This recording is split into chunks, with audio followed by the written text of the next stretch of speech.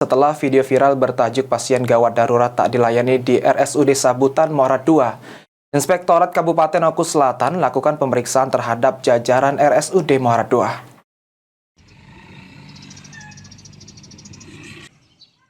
Setelah video viral bertajuk pasien gawat darurat tak dilayani di RSUD Sabutan Muara II, Inspektorat Kabupaten Oku Selatan melakukan pemeriksaan terhadap jajaran RSUD Muara II. Selain itu, guna melengkapi pemeriksaan, Inspektorat juga akan memanggil petugas jaga pada saat kejadian dan pihak keluarga pasien. Di antaranya itu, tapi kita mendapat perintah langsung dari Pak Sekda agar segera menelusuri kejadiannya sehingga tidak simpang siur.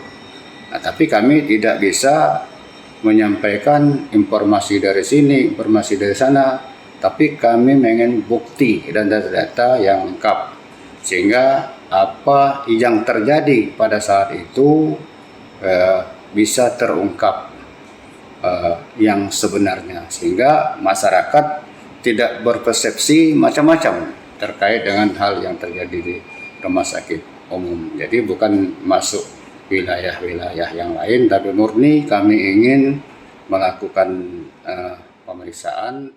Sementara pihak rumah sakit sendiri masih menunggu hasil pemeriksaan Inspektorat Kabupaten Oku Selatan.